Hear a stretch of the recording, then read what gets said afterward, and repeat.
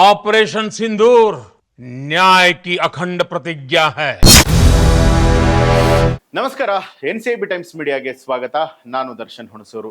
ಭಾರತ ಪರಮಾಣು ಬೆದರಿಕೆಯನ್ನ ಸಹಿಸೋದಿಲ್ಲ ಅಂತ ಹೇಳಿ ಪಾಕಿಸ್ತಾನಕ್ಕೆ ಪ್ರಧಾನಿ ನರೇಂದ್ರ ಮೋದಿ ಅವರು ಎಚ್ಚರಿಕೆಯನ್ನ ಕೊಟ್ಟಿದ್ದಾರೆ.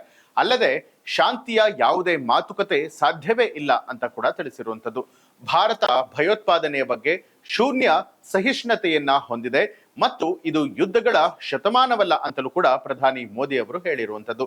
ಆದ್ರೆ ಇದು ಭಯೋತ್ಪಾದನೆಯ ಶತಮಾನವೂ ಕೂಡ ಅಲ್ಲ.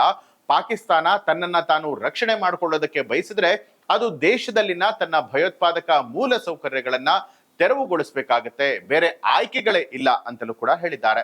ಇನ್ನು ಪಾಕಿಸ್ತಾನದ ದಾಳಿಗೆ ಬಲವಾದ ಪ್ರತಿಕ್ರಿಯೆ ನೀಡಿದ್ದಕ್ಕಾಗಿ ಪ್ರಧಾನಿ ನರೇಂದ್ರ ಮೋದಿ ಅವರು ಭಾರತದಲ್ಲಿ ತಯಾರಿಸಿದ ರಕ್ಷಣಾ ಉಪಕರಣಗಳನ್ನ ಕೂಡ ಶ್ಲಾಘನೆ ಮಾಡಿದ್ದಾರೆ.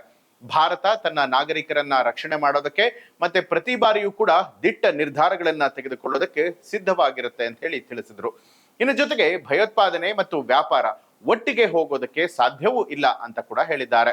ಪಾನಿ ಔರ್ ಖೂನ್ ಏಕ್ ಸಾಥ್ ನಹಿ ಬೇಕ್ ಸಕ್ತಾ, ಅಂದ್ರೆ ನೀರು ಮತ್ತು ರಕ್ತ ಜೊತೆಯಾಗಿ ಹರಿಯೋದಕ್ಕೆ ಸಾಧ್ಯವೇ ಇಲ್ಲ ಅಂತಲೂ ಕೂಡ ಹೇಳಿದ್ರು. ಇನ್ನು ಭಾರತದ ನಿಲುವು ಸ್ಪಷ್ಟವಾಗಿದೆ.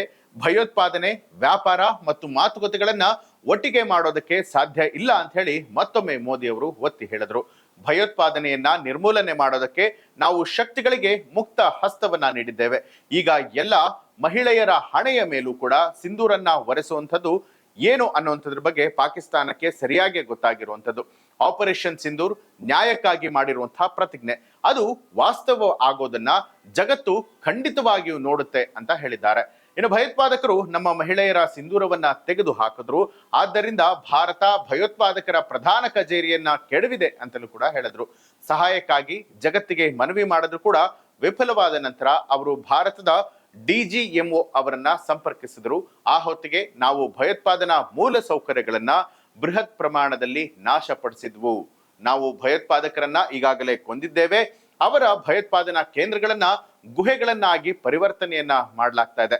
ಆದ್ದರಿಂದ ಪಾಕಿಸ್ತಾನವು ಯಾವುದೇ ರೀತಿಯಾದ ಭಯೋತ್ಪಾದನೆ ಅಥವಾ ಸಶಸ್ತ್ರ ದುಸ್ಸಾಹವನ್ನ ನಡೆಸೋದಿಲ್ಲ ಅಂತಲೂ ಕೂಡ ನಮ್ಗೆ ಭರವಸೆಯನ್ನ ಕೊಟ್ಟಂತಹ ಸಂದರ್ಭದಲ್ಲಿ ಮಾತ್ರ ನಾವು ಅವರ ಮನವಿಯನ್ನ ಪರಿಗಣಿಸ್ತೇವೆ ಅಂತ ಮೋದಿ ಅವರು ಹೇಳಿದ್ರು. ಈ ಒಂದು ಮಾಹಿತಿಗೆ ಸಂಬಂಧಪಟ್ಟ ಹಾಗೆ ನಿಮ್ಗೆ ಏನ್ ಅನ್ಸುತ್ತೆ ಅನ್ನೋದನ್ನ ಕಮೆಂಟ್ ಮಾಡಿ ತಿಳಿಸಿ. ಹಾಗೆ ಯಾರೆಲ್ಲ ಇನ್ನೂ ಕೂಡ ನಮ್ಮ ಚಾನೆಲ್ ಅನ್ನ ಸಬ್ಸ್ಕ್ರೈಬ್ ಮಾಡಿಲ್ಲ, ಈಗಲೇ ಸಬ್ಸ್ಕ್ರೈಬ್ ಮಾಡಿ, ಬೆಲ್ ಐಕಾನ್ ಒತ್ತಿ.